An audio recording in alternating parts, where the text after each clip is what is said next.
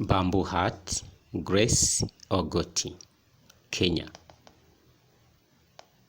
The setting sun was ablaze, and its angry rays flooded the waters on Lake Victoria. Mboga's heart beat fast. He had never seen the disk of the setting sun look so big and ominous. He moved towards the foot of the sacred hill of Ramogi, where his forefathers had, from time immemorial, worshipped God and pleaded with the ancestors. Dukomeje n'inkuru yitwa Bamboo Hut. Iyi ngiyi ikaba yaranditswe n'umunyakenya witwa Grace Ogoti. Mu ntangiriro y'inkuru dutangiranye n'izuba ngo ryari riri kwaka, hanyuma noneho imirasire yaryo nayo ngo yari yariye karungu, yari yarakaye, angry rays, ku buryo ngo yari yahinduye ibara ry'amazi y'ikiyaga cya Victoria. Hari umugabo witwa Mboga ngo igitima cyari kiriho kidiha.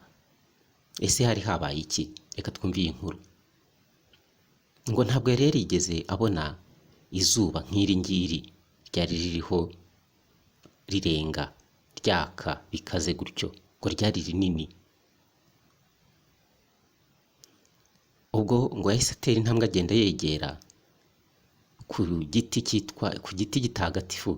No, ntabwo ari igiti gitagatifu, ahubwo ni umusozi mutagatifu witwa Ramogi. Aha hakorerwaga iki?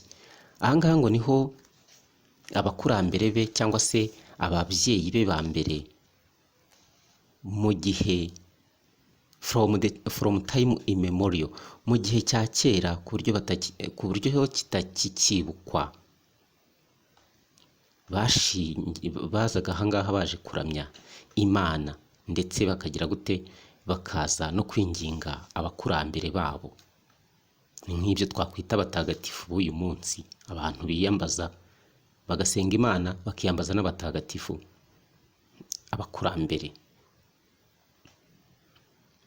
For many years, Mboga had besieged Ramogi, the ancestor of the Luo people, to intercede on his behalf for his son. On a nail to the beaded stool of the Kadibo people, he had decided to make one final plea on this sacred spot. He spat in direction of the setting sun and then prayed. Aha ngo hari hashize imyaka myinshi cyane, Mboga yari yaragerageje kuza kwinginga Ramogi. Uyu akaba yari umukurambere w'abantu bo muri Luo people, kugira ngo nibura azabashe kubona akana k'agahungu, umuragwa w'intebe y'umuryango bitwa Kadibo people. Ngo niwe wagombaga kuzamusimbura akaragwa iyo ntebe y'ubutware. Aha rero ngo yaje gufata umwanzuro wo kwinginga bwa nyuma. Nibwo yaje hano nyine kuri uyu musozi.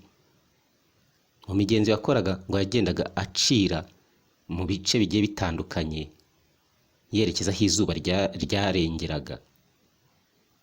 Hanyuma uko akora ibyo ni nako yasengaga avuga iki? Umva isengesho. God of Ramogi and God of Pado, you led us from the distant lands and protected us against all our enemies. You gave us land and other possessions. Let the name of the Ramogi continue. Let us multiply and expand in all directions. People call me Mboga the Might, the handsome ruler, father of the clan. What is a mighty ruler without a son? What is a father without an heir? Hanyuma isengesho rye yakomeje gusenga avuga ati Mana ya Ramogi ndetse Mana ya Podo. Ugabo ni abakurambere be. Ni nk'uko n'abakristo bagiye gusenga batangira bavuga ati Mana ya Isaki na Yakobo cyangwa se na Abrahamu. Uyu nawe yatangiye gusenga avuga ati Mana ya Ramogi, Mana ya Podo. Watuvanye kure uratuyobora, uturinda abanzi bacu bose, waduhaye ubutaka ndetse n'indi mitungo. reka izina rya Ramogi rikomeze risagambe, reka twiyongere tugwire dukwire mu bice byose bya hano hantu. Abantu dore banyita ko bavuga ko bampamagara Ramogi, ushobora byose, umuyobozi mwiza, umubyeyi w'ubu bwoko. Ariko se ni gute naba nshoboye byose, ndi umuyobozi ushobora gukora byose, ariko nta mwana w'umuhungu ngira? Bishoboka gute ko nshobora kuba umupapa udafite umwana w'umuhungu nzaraga intebe y'ubutware? Iryo ni ryo sengesho rye, ni nabyo bibazo yabazaga Imana. Nk'uko n'abandi iyo basenga hari ibintu byabayobeye cyangwa byabacanze, bafata umwanzuro wo gusenga babaza Imana ibibazo bitandukanye, ariko batari buhite babonera ibisubizo ako kanya, uretse gutegereza. Darkness was falling when Mbega reached home. In the inner compound of his homestead, his numerous daughters, as he always referred to them, were busy helping their mothers prepare the evening meal. Hano ngo byageze aho ngaho umwijima uraza, ubwo nukuvuga ngo ijoro ryari rigeze ku mugoroba. Mbega ubwo nibwo yageraga mu rugo. Iyi ngiyi ni setting. Setting is place and time where the story takes place. Ni ukuvuga ni ahantu ndetse n'igihe inkuru ibera. Hanyuma ngaho mu rugo hari abana be benshi b'abakobwa, nk'uko buri gihe yahoraga abivuga. Abangaho ngo bari bahuze bari gufasha ababyeyi babo ba mama mu gutegura ifunguro rya nimugoroba, evening meal cyangwa se supper. And although he loved all his 16 daughters, urumva ko yari afite abana b'abakobwa bageze kuri 16 bose, ngo nubwo rero yabakundaga, they were like the birds of the air, ngo bari bameze nk'inyoni ziri mu kirere, inyoni z'ikirere. At the appropriate season migrate to other lands, kubera yuko igihe kiragera izi nyoni zigahita zigira ahandi. Nibyo koko, hari igihe umunyarwanda avuga ngo uriringira ukibeshya ukiringira inkumi mu nzu, mu gitondo ikabyuka igenda. Aba bakobwa nabo niko uyu musaza yabafataga, kuko ntabwo bagombaga gusazira iwabo, igihe cyagombaga kugera nabo bakajya kubaka urwabo, urugo rugasigarira aho ngaho rurimo umusaza n'umukecuru, cyangwa umusaza wenyine cyangwa umukecuru wenyine, bitewe n'uko bishoboka ko umwe muri abo nawe ashobora kwitaba Imana. Who would comfort and scold him in old age? Ati none se muri aba bakobwa bose ninde wari buzamuguma iruhande akamubungabunga mu gihe azaba ashaje? Ubwo ndavuga uyu mupapa. The drizzle that had started in the evening continued up to the early hours of the next day. Ibyo bibazo yakomeje yibaza kuri uwo mugoroba byarakomeje, arabirarana kugeza mu gitondo cy'umunsi wakurikiyeho. The children stayed in their mother's hearts. Ajiso took a red sweet potato from a basket and buried it in the cow dung fire. She added a handful of dry cow dung to the fire and then turned to Achienge, her mother. Hano bariho baratubwira ko uko byari bimeze gutyo kuri uwo mugoroba. Hari inkuru iri kutubwira yuko abana muri uyu muryango bagumaga mu mazu ya bamama wabo. Hanyuma noneho uwitwa Ajiso ngo yaje gufata ikijumba cy'umutuku agikura mu gatebo, arangije acyotsa mu muriro w'amaseba y'inka bari batwitse. Ubwo ni uburyo buri tradition batwereka ko abantu bari bafite uburyo bwinshi bwo gutunganya ibyo kurya, nko kubyotsa mu mase y'inka. Ubwo ni amase yari yumye. Arangije afata nanone amase yuzuye ikiganza yumye, ngo ni amase y'inka, ayongera mu muriro kugira ngo umuriro ukomeze ube ikibatsi. hanyuma arangije agaruka return to Achieng Hamada, agaruka kwa nyina kwa mama we ari we Achieng. Bivuze ngo Ajiso yari umwana wa Achieng, umukobwa. Yavuze iki? Mama, why can't we live in the bamboo hut? It is clean, cozy, cool and beautiful. Please ask Baba if we can move into it, she said appealingly. Uwo mwana Ajiso yahise aza abaza ikibazo mama we. Ati mama, kubera iki twebwe tudashobora kuba muri iriya bamboo hut kandi tubona ibisukuye, imeze neza kandi ari inzu nziza nk'uko bigaragara? Rwose ndakwinginze baza Baba. Ahangaha ni igiswahili bavanzemo, aho kuvuga ngo father, Baba, byo twita diction. Please ask Baba if we can move into it.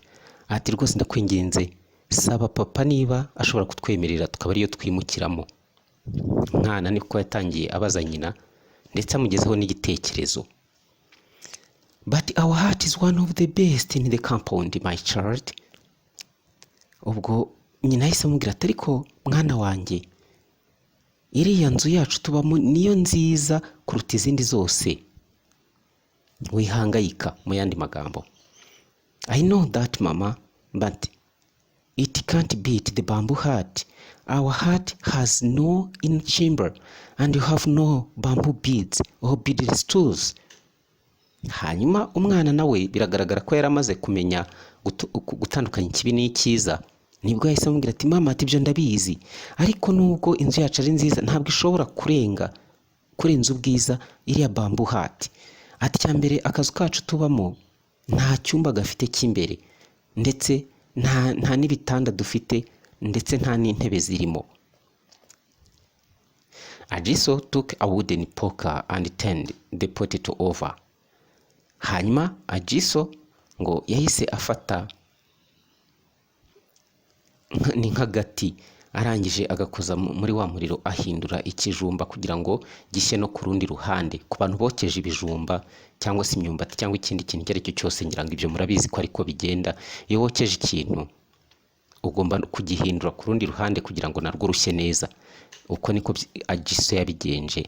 Amaze kubaza biriya bibazo nyina nawe amaze kumusubiza, arakomeza. Right mama, she said, throwing the poker down. If you are afraid of the chief, I will ask him myself. I'm not afraid. Ubwo mwana ni nkaho ngira ngo yarebye abona ko nyina ashobora kuba afite ubwoba bwo kubaza se. Hanyuma umwana aramubwira ati okay, nta kibazo mama. Ubwo ahita afata kagati yarari hahinduza ikijumba akajugunya hasi. Arakomeza aramubwira ati niba ufite ubwoba bwa chef cyangwa bwa papa, njyewe ubwanjye ndaza kumwibariza. I'm not afraid. Nta bwoba mfite. Umwana byumvikana ko yaratinyukaga cyane. The bamboo hut stood next to the chief's large hut. It looked beautiful in the morning drizzle. Ajiso's mother took her eyes away from it. She was expecting her second baby after an interval of nearly 7 years. She knew it would be a girl. The chief, who had 9 wives, had promised the bamboo hut to whoever bore him a son, and a nail to the bedded stool. Hanyuma noneho uko byari bimeze gutyo, bagiye kutubwira uko hano byari byifashe. Iyi bamboo hut ngo yari iherereye he? Yari iruhande rw'inzu ya Mbega, inzu y'uyu musaza. Byari byegeranye. Ngo warayirebaga mu gitondo ukabona rwose ni nziza, irarabagirana. Hanyuma mama wa Ajiso ahita areka gukomeza no kuyitegereza. Aha ngo yari ategereje kubyara umwana wa kabiri nyuma y'uko hari haciyemo igihe kingana n'imyaka 7 kugira ngo akurikize uwo yari afite. Yari abizi neza ko azabyara umukobwa, kandi nyamara uyu mugabo yari afite abagore bose bageze ku 9. Ngo yari yarabahaye isezerano ko uwo ari we wese uzamubyarira umwana w'umuhungu ari we uzafata umurage w'intebe y'ubutware. Ese uyu mugore azabyara umukobwa cyangwa azabyara umuhungu? Gusa we ngo yari yaramaze kwitera icyizere avuga ati njyewe uko byagenda kose nzabyara umukobwa. 2 months after Mboga's visit to the sacred hill, Achieng gave birth while she was out at the well. It was a baby girl. The long-nursed desire for a son turned her heart against the baby, and she wept bitterly. How do I break this sad news to my husband? Will the chief be the thought of another girl? No. Let my mouth remain sealed forever. The ancestors have wronged me. Hanyuma noneho ubwo ngo hari yaciyemo amezi ageze kuri 2 Mboga avuye kuri wa musozi mutagatifu Sacred Hill. Achieng yaje kubyara mu gihe yari ku mugezi. Icyaje kumuca intege, yaje gusanga ari umwana w'umukobwa. Ese ubundi ahangaha kubijyanye na gender balance bimeze bite? Yabihari cyangwa ntayihari? Ubwo abanteze amatwi namwe muradusubiza. Hanyuma yahise acika intege, atangira kubona ko ibitekerezo, ibyifuzo yakomeje gusengera mu by'ukuri bimuhemukiye, kuko bitumye byara umwana utifuzwa, umwana w'umukobwa. Ariko ndagira ngo mbabwire ko abana bose ari abana. Aha rero ngo ahise yumva babaye cyane, bityo yumva uyu mwana aramwanze, atangira no kurira yabihiwe. Umva amagambo yavuze. Atese koko mu by'ukuri ni gute ndi butinyuke kubumbura umunwa mvuga iyi nkuru y'agahinda, y'akababaro, nyibwira umugabo wanjye? Atese umugabo wanjye mu by'ukuri araza kwihanganira ko nongeye kubyara undi mukobwa? Oya. Reka umunwa wanjye ufatane burundu, sinzongere no kuvuga. Abakurambere barambeshye. Mood of this story aho bigeze ahangaha, murumva ko uyu mugore ari mu bihe bikomeye. But Achieng's weeping was interrupted by sharp pain that stabbed her belly and back. It was like one of those miracles that occur only once in a while. Achieng gave birth again. It was a boy. Ariko Achieng uko yakomeje kurira, yageze aho yumva ibise biraje, bya bindi biryana cyane, bimeze nkaho ari nk'icyuma cyari kimukase, cyangwa se bamuteye icyuma kunda ndetse no mu mugongo. Byari bigenze gute? Ibitangaza byari bibonetse muri ako kanya. Yagiye abona rimwe rizima abyaye umwana w'umuhungu. Imana iramusubije, kandi nyamara yari amaze kwiheba. Ni kenshi abantu bajya basengera ibyifuzo byabo bitasubizwa vuba, bakiheba, bakavuga bati Imana yaratwibagiwe. Ariko mu by'ukuri ntabwo ariko biba bimeze. Imana icyo yasezeranyije abantu iragikora. God never disappoint people. The river bank was still deserted, as most women did not fetch water at midday. Everything was so quiet, apart from a few frogs who seemed to be rejoicing with her. Hano bagiye gukora description cyangwa kudusobanurira hano hantu uyu mugore yabyariye uko hari hameze. Hano ku mugezi rero, ngo ku nkombe z'umugezi byasaga naho nta hari mu butayu, ariko ubutayu bavuga nuko nta bandi bagore bari bahari, bari bazaga kuvoma amazi mu gihe cya saa sita. Birumvikana izuba riba ari ryinshi. Hanyuma uyu mugore ngo biragaragara ko ari we wenyine wari uri ku mugezi. Buri kintu cyose ngo cyari gituje, uretse ibikeri byasaga naho ari byo biri kumufasha kwishimira ibyari byamubayeho. Yaje kumva ngo ananiwe cyane. Hanyuma mu minota mikeya reka dukomeze mu cyongereza. She felt very tired, and for a few minutes different passions played a wild dance with her. Love, hatred, anger, and happiness crossed and intermingled. The chief had waited for a son for over 12 years. Let the chief have only one child, a son, so that he might see the fulfillment of his life's dream. Achieng made up her mind. She made a grass basket and lined it with leaves. There she laid a pio and hid the basket near the well. Hano rero inkuru irakomeza ngo yaje kumva ananiwe cyane, hanyuma mu minota mikeya yaje kumva agize ibitekerezo byinshi ndetse yumva agize ibyishimo muri we, urukundo ruvanze n'urwango, umujinya ndetse n'ibyishimo ngo nibyo byamurwaniragamo. Mu by'ukuri uyu mugabo chief cyangwa se chef yari yarategereje umwana w'umuhungu mu gihe kingana n'imyaka 12 yose irenga. Ni imyaka 12 irenga. Reka noneho muri aka kanya uyu mugabo yishime kuko afite umwana umwe w'umuhungu yifuzaga, kugira ngo abone neza ko inzozi z'umugore we zabaye ukuri. Hanyuma noneho Achieng ngo yaje guhita atekereza, ariko impamvu ibi byose umujinya cyangwa akababaro n'ibyishimo byazaga bimurwaniramo nuko yabonaga hari abana babiri, umwe w'umukobwa undi w'umuhungu, the twins cyangwa se impanga. Umwe ari umukobwa undi ari umuhungu. Umuhungu yamuteraga ibyishimo ariko umukobwa akamuhangayikisha kuko yumvaga nta hantu ari bumujyane. Hanyuma rero ngo igitekerezo cyaje kuza ni ikihe? Yaje kugira gutya, afata ibyatsi, arangije aboha akantu kameze nk'agatete cyangwa agatebo, akaboha neza, arangije aryamishamo uyu mwana.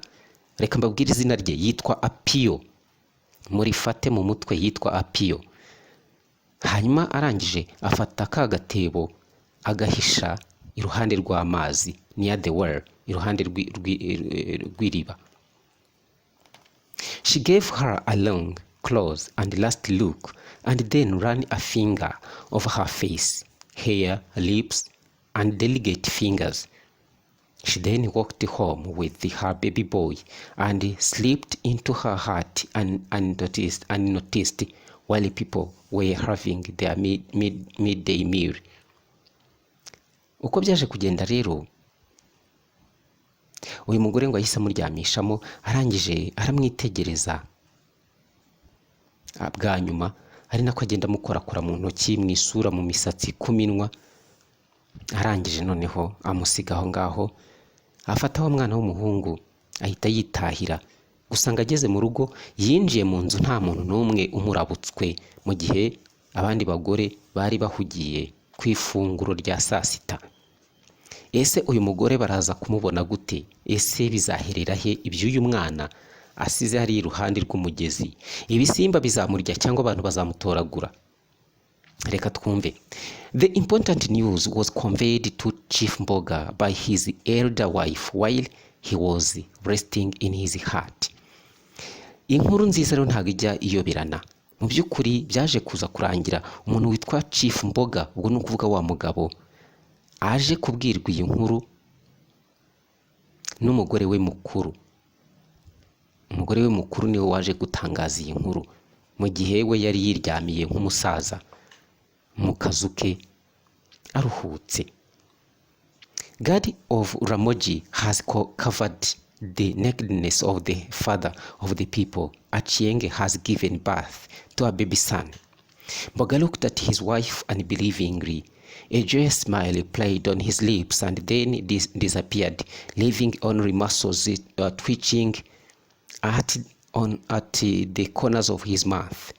He eyed his wife and then got up to go to Achieng's hut, but his elder wife barred his way. Mbega akibyumva ibyakiriye ati, yatangiye kwitegereza umugore bisa naho inkuru amubwiye ari ikinyoma cyambaye ubusa. Nibwo ariko yatangiye kugaragaza akanyamuneza ku munwa, atangiye kumwenyura, ariko arangije arongera arikaruma niko nabivuga, arangije arongera yiha akanyabugabo. Gusa icyo wabonaga nuko wabonaga ko imikaya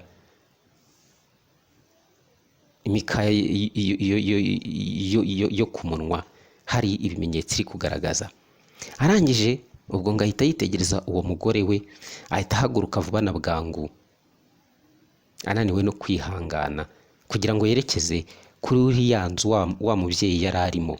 Ariko uyu mugore we mukuru amubera ibamba, amwangira gusohoka. Kubera iki? The great chief should not be overpowered by emotion. Achieng is under the care of women for 4 days. Only then can the great chief see his beloved son. Ahangaha impamvu hari umuco bari bafite. Ntabwo byari byiza ko babona umuntu w'umugabo wiyubashye agenda agasamazwa n'ibyishimo ku buryo agera aho ngaho akamera nk'abandi bose. Yesu amubwira ati rero ntabwo umuntu w'umushefu nkawe agomba kuganzwa n'amarangamutima. Achieng nta kibazo afite, keya zimumereye nabi, abagore barimo baramwitaho. Wowe rindira iminsi 4 yose, nibwo umuntu nkawe agomba kujya kureba umwana. Ukuvuga ngo tegereza iminsi 4 hanyuma uzabone kujya kureba umwana wawe ukunda w'umuhungu. Mbega moved a few steps backwards and sat on his stool. All right, tell Achieng that I have received the news. Then the chief's drum boomed out to announce the birth of a new baby. This time, it boomed out 4 times instead of the usual 3, 4 for a girl. And the family rejoiced. Hanyuma noneho Mboga yaje kumvira umugore we ko birumvikana byari imico, asubira inyuma yicara ku gatebe ke. Aramubwira ati okay, sawa, ni byiza, ngaho genda ubwira Achieng ko namaze kumva inkuru nziza. Hanyuma noneho irangije ingoma ziravuga cyangwa ziranihira kuri uwo mwana mushyashya wari umaze kuvuka. Ariko noneho wumva itandukaniro, ngo izi ngoma zavuze inshuro 4 cyangwa zanihiriye inshuro 4 mu mwanya wo kugira ngo zumvikane inshuro 3 iyo habaga havutse umukobwa. Hanyuma noneho umuryango urishima. Envy mixed with bitterness in the minds of Achieng's co-wives, but they did not show it. A sheep was slaughtered for the delivered mother, and all good things were showered upon her. Nkuko bigenda rero n'ubundi ntago amashyari ajya bura, ariko nta kundi byari bugende. Abandi bagore ngo batangiye gusa naho bamugirira ishyari, ariko ntabwo bigeze babigaragaza, bagerageje gusa naho biyoberanya. Intama rero ngo yaje kubagwa kugira ngo bazimanire uyu mugore wari umaze kubyara umwana w'umuhungu. Ibintu byose byiza niwe byatangiye guhabwa, kubera ko yarasubije icyifuzo cy'uyu mugabo yari ategereje igihe kinini. Chief Mbega never laughed or shed tears in public, but on 4th day, when he held his son at the naming ceremony, his close relatives saw big lumps of tears rolling down his cheeks as he called out the name of the boy. Mu bigaragara rero batubwira iki? Baratubwira ko iminsi iba myinshi gahimwa n'umwe. Chief Mbega iminsi 4 yaje kurangira, ngombwa ko ajya kureba umwana. Ese byari bimeze gute? Chief Mbega ubundi ngo ntago yigeraga arira aseka ngo bigaragare agaragaza amarangamutima cyangwa se ngo abe yarira mu ruhame. Ariko ku munsi wa 4 ubwo yarateruye uyu mwana, ku munsi wo kwita izina, naming ceremony, ngo abavandimwe abanyamuryango cyangwa se abavandimwe bari bamwegereye baje kwitegereza neza, babona amarira ari kutemba ku matama uko yahamagaraga uyu mwana mu izina rye. Umva ikintu yavuze. Yaravuze ngo you will be called Owini after the second son of Ramogi. You will live long, and in my old age you will hold the staff of Ramogi in your right hand to rule your people. Then the chief's beaded staff was placed on in Owini's right hand, and the chief's ornamental bracelet put on his wrist. Byari byishimo gusa. Uyu mugabo yahise yita izina uyu mwana, yitwa Owini. Ese wa mwana w'umukobwa yitwa gute? Ngira ngo murabyibuka amazina twayababwiye. Umuhungu yitwa Owini. Ngayo nguko. Yaravuze ati nkwise Owini ndetse nkaba nkwitiriye after the second son of Ramogi, nkaba nkwitiriye umuhungu wa kabiri wa Ramogi. Ati uzabaho igihe kinini, uzaramba, uzasagamba, ndetse no mu gihe cy'imyaka yanjye ya bukuru niwo uzaba ufite inkoni ya Ramogi mu kiganza cyawe, uyoboye ari we muyobozi. Amaze kuvuga ibyo ngibyo, amaze kuraga umwana ubutware, yahise afata inkoni ayishyira mu kiganza cy'uburyo cy'uyu mwana nk'ikimenyetso cy'uko ahawe ubutware, ndetse n'imitako yose uwo mugabo yambaraga barayimwambika ku kuboko. On that day, Achienge and Ajiso, her daughter, moved to the bamboo hut. There they were to bring up Owini, heir to Mboga's burial stool. The chief offered numerous thanksgiving sacrifices at the foot of the sacred hill. His prayers always ended with the refrain, "Now I know you did indeed choose me to be a ruler among these people. You have given me a son." Kuri uwo munsi rero, Achienge na Ajiso, umwana we, ha daughter, bahise berekeza hehe? Muri bamboo hut. Bivuze ngo icyifuzo cya wa mwana kirasubijwe. Muribuka ko muri iyi nkuru umwana yatangiye kubaza nyina ati kuko kubera iki tutajya muri iriya bamboo hut, ariko bije kurangira icyifuzo cy'uyu mwana gisubijwe. Ni icyifuzo cy'uyu musaza gisubijwe. Uretse uyu mugore wari ufite imitima ibiri, nawe ku ruhande rumwe yarasubijwe, ariko hari n'ikibazo yasigaranye cya wa mwana yataye. Nuko rero ngo byabaye ngombwa ko bahita bimukira muri iriya bamboo hut. Aho rero niho bagombaga kurerera Owini nk'umuntu uzaba umuragwa w'intebe y'ubutware. Uyu musaza yaje gutanga amaturo menshi ndetse n'ibitambo hano kuri uyu musozi mutagatifu, hamwe yajyaga gusengera. Ubu noneho ngo amasengesho ye yakundaga buri gihe cyose gusozwa n'amagambo avuga ngo ubu ndabizi ko wampisemo kugira ngo mbe umuyobozi w'aba bantu, kubw'ibyo ndagushimira ko wampaye umwana w'umuhungu. Amid all the revelry, Achienge maintained a most singular gravity. She felt as if something in her heart were breaking. She could not go on like this any longer. But what was to be done? Should she look for her daughter? No, she could not do anything like that. Could she tell her husband the truth? But how?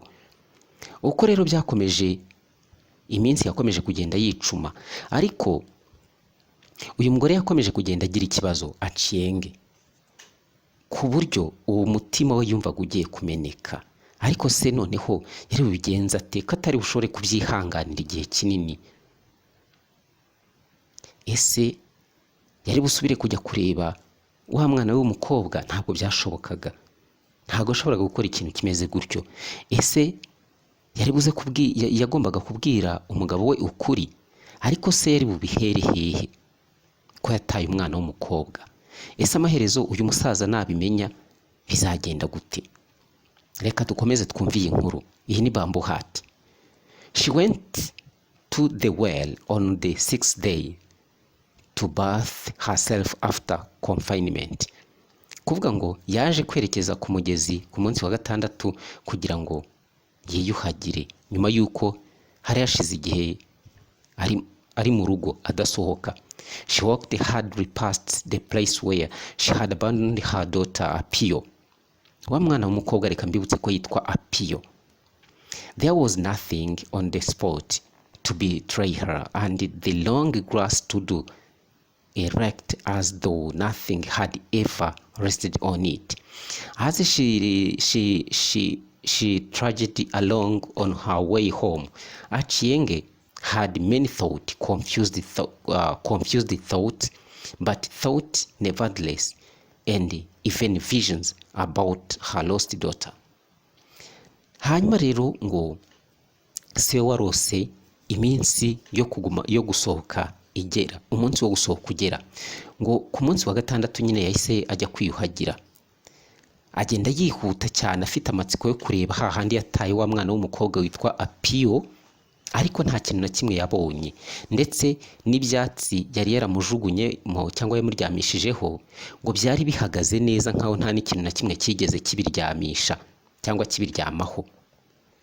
Nuko Achieng yakomeje kugenda agira ibitekerezo byinshi mu mutwe we, ndetse byuzuyemo urujijo,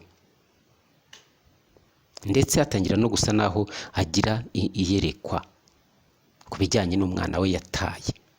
Ese amaherezo azamubona? Uyu mwana yaba yaragiye he? Reka dukomeze twumve. She saw an old weathered woman pick up her daughter by the well. She saw her perform a kind of witch's dance around the basket before carrying it away. The route followed by the old woman was toward the no man's land lying between the Kadibo folk and their enemies.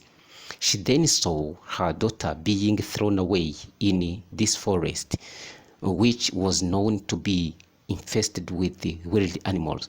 Hano rero ikintu bariho batubwira, uyu mugore ngo akomeje kugenda agira iyerekwa mu mutwe we, akareba akabona umwana we aho yamutaye, uburyo yatoraguwe n'abarozi. Hanyuma ngo uwo murozi akaba yari she saw an old withered woman.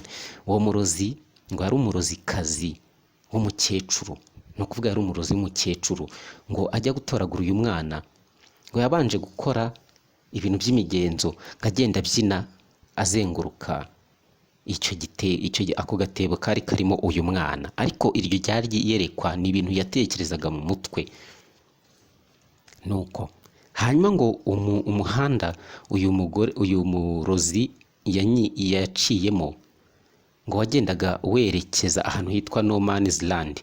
Kuvuga ngo naha ahantu hitwa no man's land hari hagati ya Kadibo ndetse hagati ya Kadibo folk, no kuvuga abantu bahatuye bari inshuti z'aba Kadibo ndetse no mubanzi babo. No kuvuga ngo uwo mukecuru yajyanye umwana hagati y'iyo misozi cyangwa y'abo bantu bombi.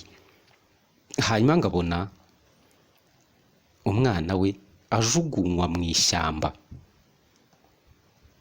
Iryo shyamba ngo rikaba ryari rizwi ko ryari ryuzuyemo inyamaswa z'inkazi zo mu gasozi. Ibyo nibyo yatekerezaga mu mutwe, ariko ntago byari ukuri. Unconsciously she yelled. Bagiye kumva bumva ateye induru cyane. Her heart began to beat, and suddenly moisture wetted the middle of her palms. Was it true? No, she prayed. Ahangaha ngo yahise avuza induru, umutima we utangira gutera cyane. Hanyuma noneho ngari nako yibaza ati koko ibi niko byagenze atoya oya rwose ibingibi Imana imfashe umwana wanjye ntazabe yarajugunywe mu ishyamba n'uriya murozi. Years slipped by, but Achieng's distraught mind showed no signs of improvement. It was a life of visions and depression in the daytime, and of nightmares at night. Neither her privileged position among the chief's wives nor the future prospect for her son were adequate to fill the acute emptiness she felt in her heart. Imyaka rero yakomeje gutambuka, ariko Achieng ibibazo yari afite ntabwo byigeze bigabanyuka, ndetse n'ibyo yibwiraga byose nta na kimwe byigeze bihindura. Cyari igihe cy'ubuzima bwo guhora agira amabonekerwa ndetse no kugira agahinda gakabije inzozi mbi za nijoro nightmares, ndetse nta n'icyari bukorwe kugira ngo ubu buzima cyangwa se uyu muhangayiko we urangire. Nubwo yari yarahawe umwanya ukomeye, yaragizwe impungwakazwa mu bagore bose bari bari aho ngaho, ibyo byose nta kintu na kimwe byigeze bimufasha kugira ngo bimukure muri aka gahinda gakabije no kwiheba yari afite. Bivuze ngo amaraso y'umwana w'umuntu arakomeye, noneho by'umwihariko umwana wawe kumuhemukira uba wihemukira, ko nawe nta mahoro wagira. Owini grew up into a fine young man with the usual characteristics of a single children, sulk, headstrong and independent. Owini ngo yakomeje gukura aza kuvamo umusore mwiza cyane udasanzwe. One afternoon, as the chief was on one of his regular walks to the sacred hill, he encountered a group of younger women carrying loads of firewood. The girls left the path and hid behind the long bushes to let the chief pass. But one girl put her bundle down and stood waiting. When the chief got close to her, she bowed her head and greeted him. Aha rero haje kubaho ikintu giteye gutya. Owini muri uko kumara gukura nyine birumvikana yarakuza aba umusore w'umunyembaraga, nuko wifitiye icyizere. Igihe kimwe ngo byari nimugoroba, nk'uko wa mugabo Chief Mbega yari mu nzira ye nk'uko bisanzwe, ubwo icyo gihe ngo yari yerekezaga kuri wa musozi mutagatifu. Yaje rero guhura n'itsinda ryari ririmo ry'abana b'abakobwa b'inkumi bari bavuye gutashya cyangwa se gusenya, gushaka inkwi mu yandi magambo. Aba bakobwa baje kuva mu nzira ndetse ngo baragenda baranihisha inyuma y'ibihuru kugira ngo bareke uyu mugabo atambuke. Ariko haje kuvamo umwana umwe w'umukobwa, we ngo yashyize umutwaro w'inkwi we hasi, arahagarara ategereza ko uwo mugabo acaho. Mu gihe rero uyu Chief Mbega amwegereye, uyu mukobwa ngo yaje gusa naho yunama mu icyubahiro, nuko aramusuhuza. Yamusuhuje ngo iki? Yaramubwiye ngo peace be with you great chief. Peace my child, said the chief, who was obviously moved by the courage of this young girl. Umwana w'umukobwa yaramubwiye ati rwose nkwifurije amahoro abane nawe. Arangije nawe aramubwira ati nawe gira amahoro mwana wanjye. Nuko uyu musaza ngo yaje gutangazwa n'uburyo uyu mukobwa afite akanyabugabo. Are you not afraid of the chief like your sisters? The chief teased her. No, it is my lucky day to meet the kind chief. Then she put her bundle on her head and walked away. That night Mbega called his son and told him about the young woman. Hanyuma rero bamaze gusuhuzanya, uyu musaza aramubaje ati ese wowe nta bwoba ufite bwo kuba uhuye n'umuntu w'umugabo nkanjye? Umukobwa atoya ati ahubwo genda umva hari umunsi wanjye w'amahirwe wo guhura n'umuntu w'umushefu cyangwa se n'umuntu w'umugabo ufite ubwitonzi mwiza. Hanyuma arangije ahita yikorera umutwaro we w'inkwi arigendera. Iryo joro Mbega yageze mu rugo, ahita ahamagara umwana we w'umuhungu amubwira amakuru y'uyu mwana w'umukobwa bahuye. Nuko she is the daughter of Owulo, the clan elder of Usigu. She is visiting her aunt here. Try and see her tomorrow. If you like her, we will approach her parents. She should make a good wife. Yatangiriye kumubwira ati nabonye umwana, ni umwana w'umukobwa, daughter of Owulo, ati akaba ari the clan elder of Usigu, kuvuga ngo ni umuyobozi, ni umutware uyoboye ubwoko bw'aba Usigu. rero azaza gusura nyirasenge hano, gerageza umurebe umusore nawe ujyeyo mu gitondo, nuramuka ubonye uwo mwana w'umukobwa ukamubenguka ukabona ari mwiza, twebwe tuzakora ibishoboka twegera ababyeyi be, hanyuma tubasabe turebe niba bamuduha mugashyingiranwa kuko yavamo umugore mwiza. Ahangaha ni ukuvuga ngo ni muri ya mico igihe abapapa bashoboraga guhitiramo abana babo abakobwa bazashyingiranwa nabo. Ngibi ibyabaye.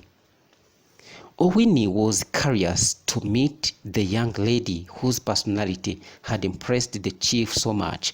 He kept watch on her movements, and when a messenger informed him that the girl and her friends had been seen swimming in the river Odundu, he immediately rushed to the scene. Ngayo nguko.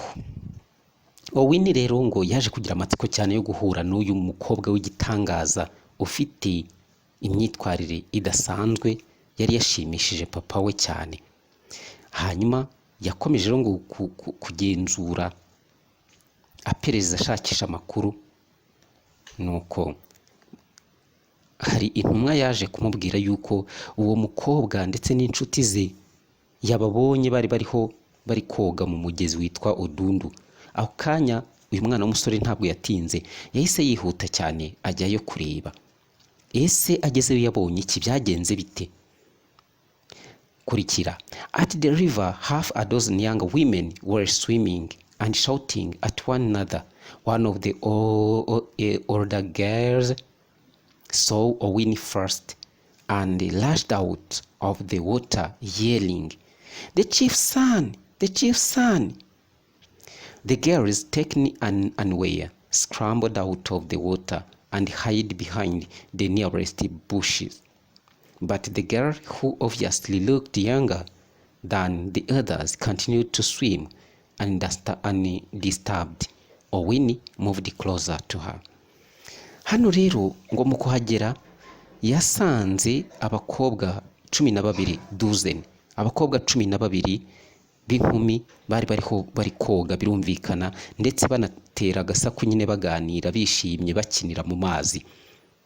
Umwe rero mu bari bakuze yaje kubona Owini ku nshuro ya mbere. Aho kanya ngo yahise ava muri ayo mazi avuza induru ati, umwana w'umushefu, umuhungu w'umushefu, ariko ndibuze kubivuga, the chief's son, umuhungu w'umushefu.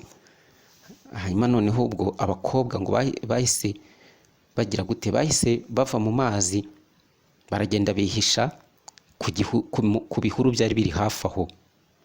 Ariko undi mwana w'umukobwa byasaga naho akiri muto kuri bo, we ntacyo byari bimubwiye, yagumye mu mazi akomeza yiyogera yumva nta n'ikibazo atuje. Owini aboneraho aramwegera. Ese amwegereye byagenze gute? Yaba nawe yarahise asimbukira mu mazi bakogana? Reka twumve. Why aren't you afraid of the son of the chief? He asked her jokingly. Yahise amubaza ati, se wowe kuki udafite ubwoba, kuki utamfitiye ubwoba? Amubaza nyine asa naho ari kwisekera. Nuko the girl was not bashful. She looked knowingly at him, raised her head a little, and concealing her breast said, "Because the son of the chief does not respect ladies' privacy." Ati nta yindi mpamvu. Uyu mwana w'umukobwa yahise amusubiza cyane bisa naho nta kibazo afite. Yaramaze yaramwitegereje wagira ngo baraziranye. Arangije azamura umutwe we gakeya yitonze, afata ku mabere ye arayegeranya, niba ariko ndibuze kubivuga, cyangwa se ayapfunikizaho ibiganza. Haramubwira ati, impamvu nuko uyu mwana w'umwami, uyu muhungu wa shefu ntabwo yubaha abagore, ntabwo yubaha amabanga y'abagore. Niyo mpamvu nanjye nta bwoba ngufitiye. I was on my way to the hill to hunt when I heard some shrieking noise. I therefore came to check. Ati rero ati umbabarire nari ndiho nerekeza hariya mu misozi ngiye guhiga, numvise abantu bari kuvuza urusaku baganira, ngira amatsiko nanjye nza kureba baribo. Right, she said with the finality as she dived in and out. Now that you know who were shrieking, you can continue with your journey. Hanyuma umukobwa aramubwira ati okay, ati ubwo nyine nuko nyine, arakomeza ariyogera ati ngaho rero wamaze kumenya baribo abo basakuzaga, nawe ikomereza urugendo rwawe. Owen stood there puzzled. This full-haired girl was not from his clan. Her accent was foreign. She could be the girl the chief had told him about. Owen ngo nawe byaramucanze, nibwo yavuze ati ariko uyu mukobwa umeze gutya ndabona atari uwo mu bwoko bwacu, ameze nkaho ari umunyamahanga. Birashoboka ko ari umwana w'umukobwa kuko papa yambwiye. Can't you come out and give your friends their linen cloth? I didn't mean to be rude to them. Hanyuma uyu musore mbere yo kugenda yaramubwiye ati se ntabwo wava mu mazi ngo ushyire imyambaro bagenzi bawe? Ati rwose ntabwo ngewe ibyo nakoze byari kugira ngo mbasakurize. It would be better if you left us alone. We are still swimming. Umwana w'umukobwa aramubwira ati ariko ubundi wavuye hano ukagenda ukatwihorera, twebwe turacyoga, wowe komeza urugendo rwawe. No, Owen said firmly. I want to talk to all of you about the coming festival of the chief. Atoya ntabwo nagenda. Umuhungu nawe yamubereye ibamba. Hagati rwose ndashaka kuvugana namwe nkabatumira ku bijyanye n'ibirori biri gutegurwa n'umwami biri gutegurwa na chef. All right, she said. Throw me my linen cloth. It is the bead one. Atoke ngaho nanjye mpereza umwenda wanjye aho ngaho, dore n'uwo nguwo uriho udutako. Owen was shocked by the girl's natural air of importance. He never took orders from anyone, let alone any woman. He was always waited upon. He swallowed his pride and threw her the beaded loin cloth. The girl wrapped her loin cloth round her waist and emerged from the water unafraid. She grabbed the other loin cloths in her arm and handed them to her friends behind the bushes. Owen ngo yaje kumva bimubabaje, asuzuguwe cyane kubona uyu mwana w'umukobwa amwiryaho bimeze gutya. Ntabwo yari yarigeze yubahiriza itegeko ry'umuntu uwo ari we wese, ahubwo we ubwe wasangaga ari we ufite icyubahiro, ari nawe utegeka, none ategetswe n'umwana w'umugore cyangwa se n'umwana w'umukobwa. Nuko icyubahiro cye rero ngo yaje kukimira, arakibagirwa, akurikiza itegeko uyu mukobwa yari amuhaye, aragenda koko atoragura uwo mwambaro we, arangije aramuhereza. Umukobwa ukenyera yitonze mu mayunguyungu, nuko ava mu mazi nta bwoba afite, yifitiye icyizere.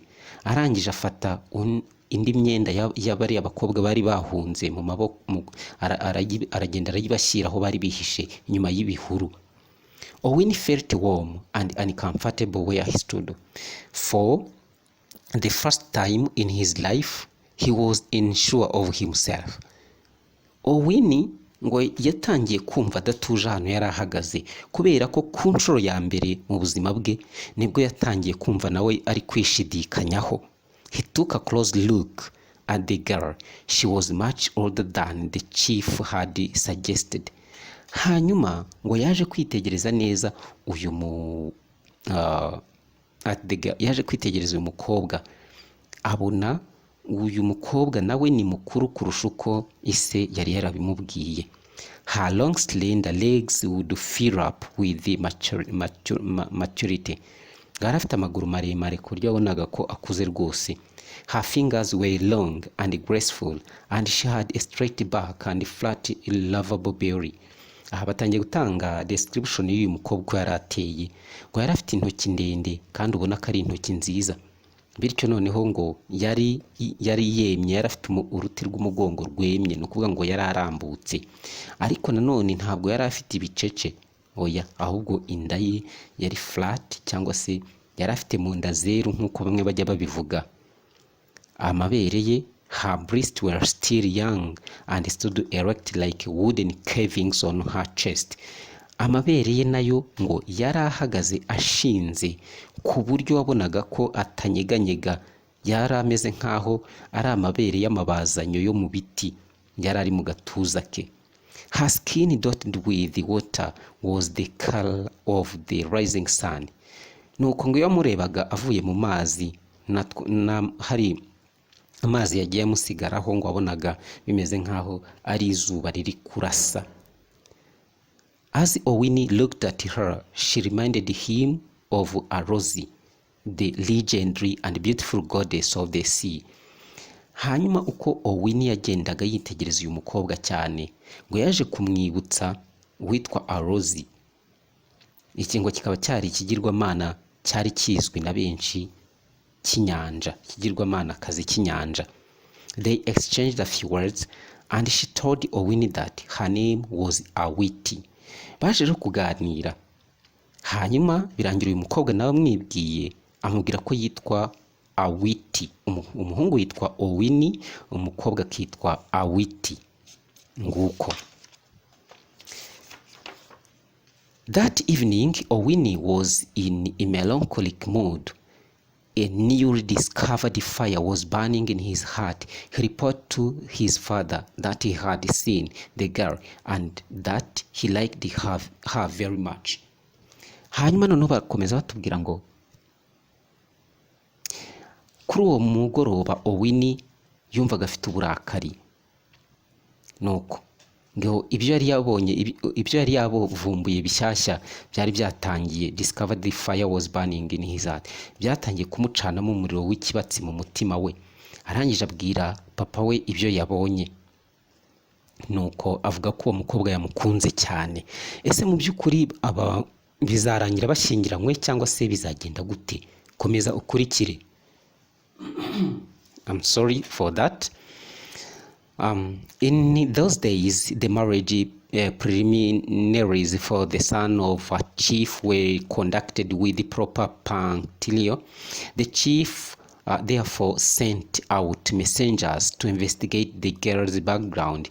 Gossip had reached Achieng that her would-be daughter-in-law had no equal for beauty in all Luoland. She had moreover been brought up with the great care and was diligent. The messengers returned with the red dusts on their feet and with the empty berries. On seeing them, Chief Mbega went to his hut to receive the news. They told him, "The family of Owuru did not deal with us kindly when we inquired about the girl. It seemed that word had reached them that the young man, your son, may be seeking her hand in marriage.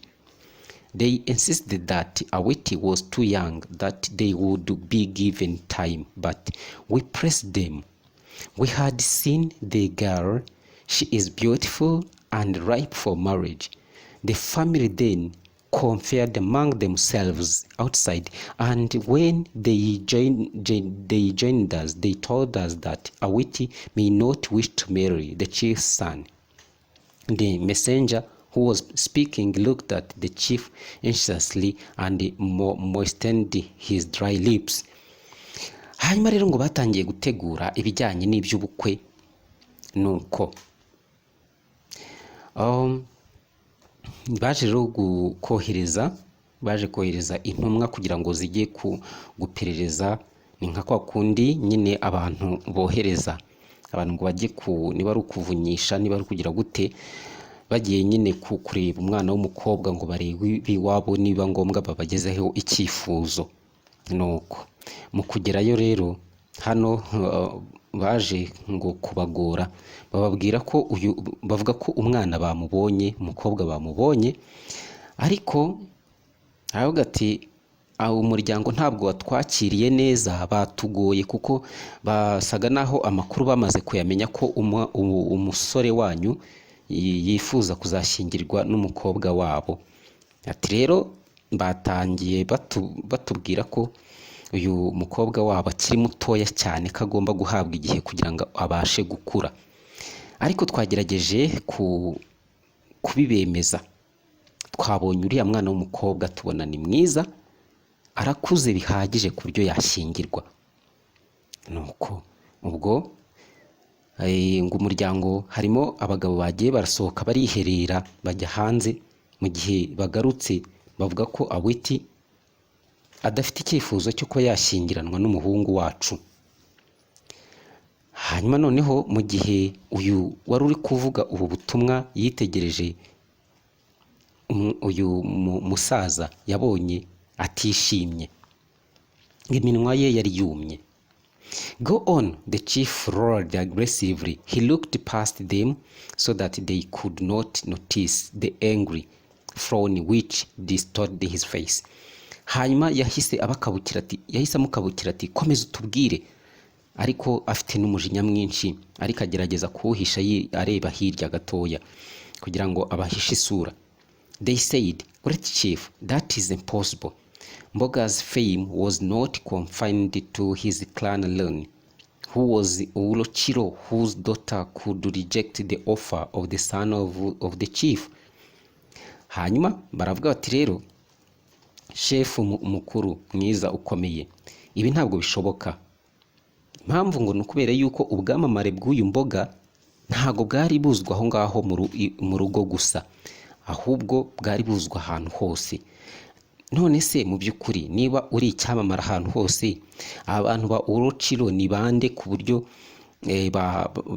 ikintu twabasaba bacyanga kuba baduha umukobwa agashyingiranwa n'uyu n'umusore wacu? Go on, he repeated. Hanyuma uyu mushefu akomeza amubwira ati komeza umbwire uko bimeze. Hanyuma intumwa irakomeza iti we were not satisfied with the excuses given, so we called at the neighboring village and inquired circumspectly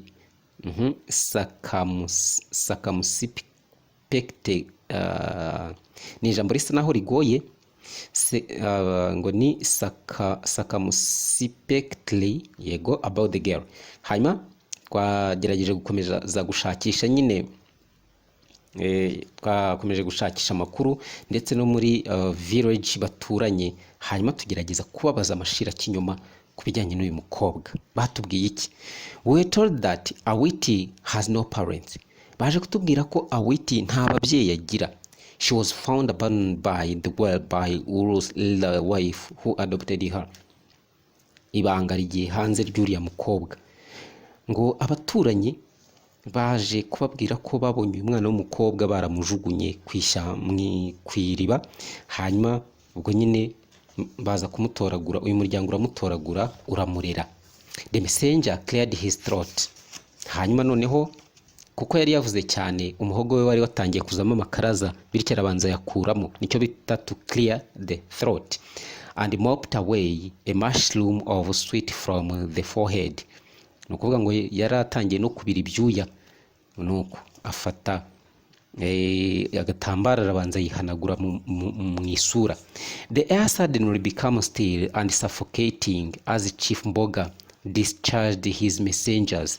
He knocked his pipe on a wooden log nearby to empty the dead ashes.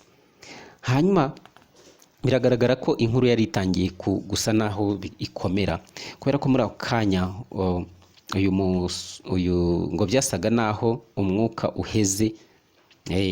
Chief Mboga ahita abacicikesheje aba messenger be cyangwa se aba bantu yari yatumye, afata inkono y'itabi arabanza ayikubita ku giti cyari kiri hafi aho ngaho kugira ngo akuremo icyo twakwita ashes, ni nk'umuyonga wari urimo w'itabi yanywereyemo. Owini's new heart caught his eyes. Owini's new heart caught his eyes. Hanyuma barakomeza. Mbega knew that his son would not accept the news. Kuvuga ngo Owini bari baramaze kumwubakira akazu yagombaga gukoreramo ubukwe. Owini rero ngo byari bigoye yuko yakemera aya makuru abishye gutya. But a chief's son could not marry a woman of unknown parentage. Ariko nkuko amategeko abiteganya, umwana w'umushefu ukomeye gutya ntabwo yagombaga gushyingiranwa n'umugore ufite inkomoko itazwi, ufite ababyeyi batazwi. Ese bizaza kurangira gute? Biraza kurangira gute?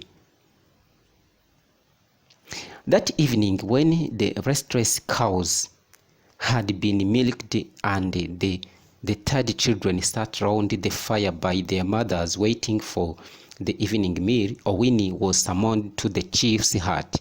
Mbega broke the sad news to his son.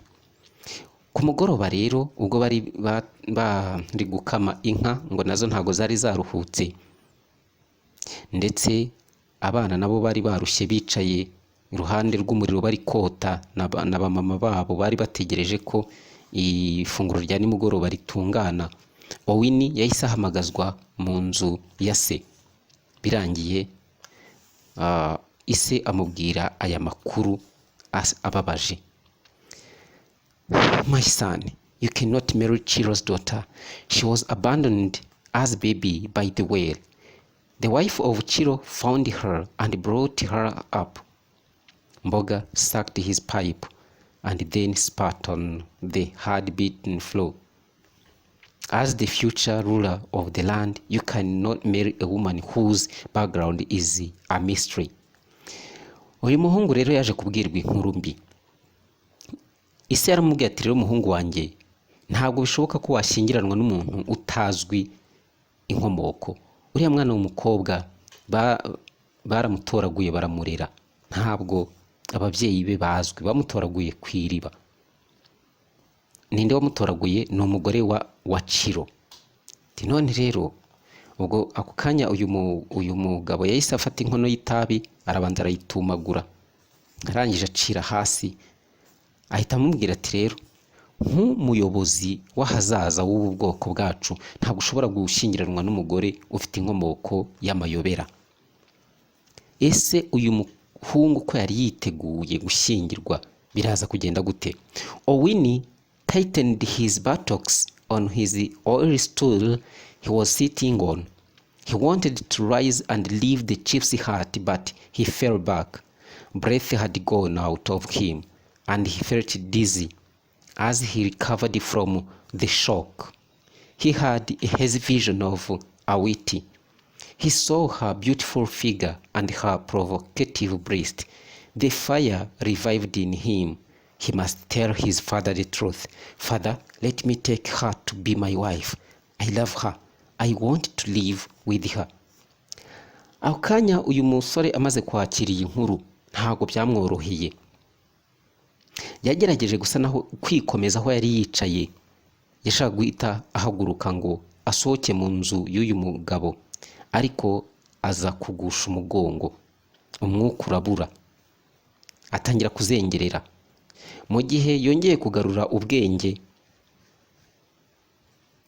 yaje gutangira kugira iyerekwa rya Awiti, akareba ukuntu ari umukobwa mwiza w'igitego, akareba uburyo afite amabere meza ashotorana. Hanyuma ngo yumva ikibatsi cy'umuriro cyongeye kumugurumanamo. Hanyuma noneho aravuga ati ibyo ari byose ngomba kukubwiza ukuri papa. Yamubwiye iki? Yaramubwiye ati papa, ndeka uriya mukobwa abo mugore wanjye aho yaba yaraturutse hose, ko ndamukunda, ndashaka kubana nawe.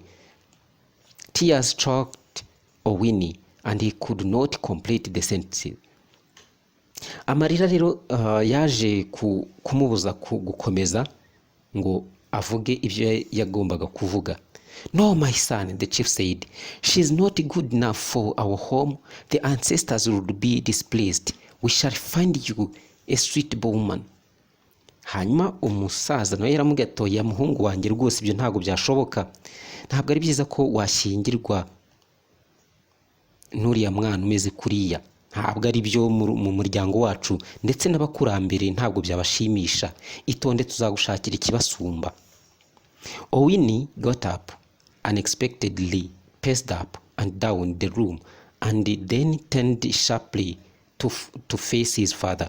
Owini yahise rero ahaguruka mu buryo butunguranye, nuko asa naho azamuka arongera aramanuka mu cyumba, arangije aragaruka kugira ngo aganire na papa we noneho nta mikino. Will the great chief change his mind and allow me to marry the woman I desire? Yakomeje kwibaza ati se uyu mushefu araza guhindura ibitekerezo hanyuma andeke nshyingiranwe n'umukobwa nifuza?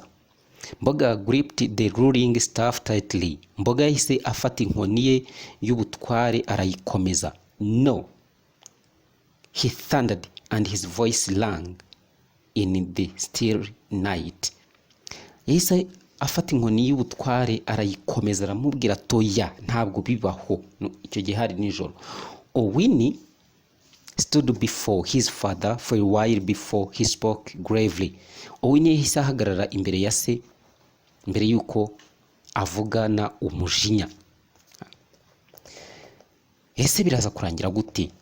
Baraza kurwana, baraza kurekera uyu mwana uburenganzira ashyingiranwe n'umugore atazi inkomoko? Reka twumve. Great chief, you will not see my face again. I have chosen the daughter of Achiro. You can keep your beaded stool. Umwana yahise amubwira ati rero papa ndakubaha ariko ntabwo uzongera kubona isura yanjye. Njyewe namaze guhita muri ya mwana wa Achiro, ibijyanye n'intebe yawe by'ubutware twara, ngendagiye nzabane n'uwo nkunda. Umusore abafashe umwanzuro. Ese koko biraza kurangira gute? Without waiting for his father's reply, Owini left.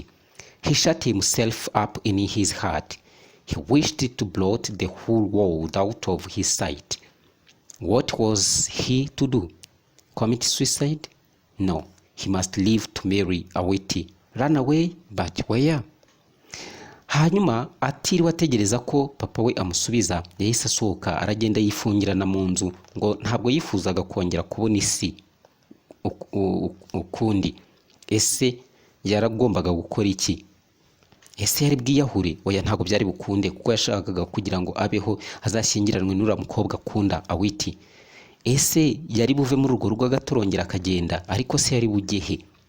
Byari ibibazo gusa. The dismay in the homestead when the news became known might well be imagined. But all the uncles, aunt, and the other relatives agreed with the chief that Awiti would not make a suitable wife for Mboga's son. Only Achienge, Owini's mother, knew the truth. Was she to die with the secret? Her son's life was at stake. Why not face the chief and tell him the truth? She might ruin his life, but he was old enough to die. Her son had all his life before him. She made her mind. She must say it. Hanyuma rero ngo muri urwo rugo hakomeje kubamo ibibazo mu gihe amakuru yaje kumenyekana ariko ba nyirarume, ba nyirasenge ndetse n'abandi bavandimwe baje kwemeranya na shefu ko Awiti atagomba kugira gute, atagomba kuba umugore ukwiye kuri uyu mwana w'umuhungu. Only Achienge, uretse Achienge nyina wa Owini, yarazi ukuri. Ese yari bupfanira ibanga nta kintu avuze? Ubuzima bw'umuhungu we bwari buri mu kaga. Kubera iki atagombaga kugenda ngo abonane n'umugabo we amubwira ukuri? Ariko nanone ubuzima bwe yaba bushyize habi. Ariko nanone uyu mugabo ngo yaramaze gusaza ku buryo no gupfa nta kibazo. Umuhungu we yari afite ubuzima, yari akeneye gukomeza kubaho. Arangije ahita yunguka igitekerezo. Icyo yagombaga gukora nta kindi ni ukumenera ibanga. Ese yaba yararimennye? Nyuma byaje kugenda gutereka turebe. She went to the chief's hut and fell at his feet weeping. She is my daughter. Awiti is the daughter of the great chief and the twin sister to Owini, your son. I abandoned her by the well because I want to give you nothing but a son. Byaje kurangira uyu mugore abaye intwari, aragenda yegera umugabo we amupfukama ku birenge ndetse ari nako asuka amarira. Arangije amubwira ati uriya mukobwa ni umukobwa wacu, ni umukobwa wanjye, njyewe ndi nyina, ndetse n'umukobwa wawe, ndetse akaba ari impanga ya Owini umuhungu wawe. Namujugunye hariya kuko ntabwo nifuzaga kuguha undi muntu wundi uretse umuhungu kuko ari we wifuzaga. Ahangaha urumva ko hari igihe ibyifuzo byacu bituma abandi bajya mu byago, bagakora ibyaha, bagakora amakosa. Mbega sat still and the hairs on his skin stood erect like those of a frightened cat. Mboga ngo yaricamira nk'uguye ikinya, ndetse umusatsi we wahise uhaguruka urahagarara umera nk'uw'ipusi yagize ubwoba. The scene of the path from the sacred hill when Awiti greeted him by the roadside came to his mind. Yes, her face resembled that of his son. Mbega looked past his wife into the dark night. Only a few hours more and it would be sunrise. Then the whole land would know the truth. He knew his people were going to persuade him to send Achieng's way. She had thrown away her newborn baby. She had angered the ancestors. She was not worth of being a chief's wife. Uyu musaza nawe yaje guhura n'ibibazo, yagize ubwoba. Atangira kwibuka ibyagiye bibaho ko yagiye ahura n'uriya mukobwa, ntamutinye nk'abandi bose, akamusuhuza. Ndetse yaje no kumwitegereza abona ko isura ye isa neza neza n'iy'umuhungu wabo. Mboga areba uyu mugore we amurenza amaso muri iryo joro. Ngo hari hasigaye amasaha make kugira ngo izuba rirase, gitondo gitangaze. Hanyuma ngo abantu bose bari bagiye kumenya iyi nkuru, ngo bamenye ukuri. Yarazi neza ko abantu be batazamwihanganira kubera ko bari buze kumutegeka kwirukana uyu mugore kubera ko yataye umwana, bityo akaba yararakaje abakurambere. Ntabwo yari agikwiriye kuba umugore w'uyu mugabo. But Mboga made up his mind. No one was going to take Achieng from him.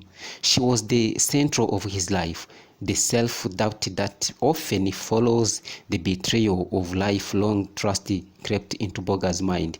He wondered what other secret were still hidden in the bosom of his wives.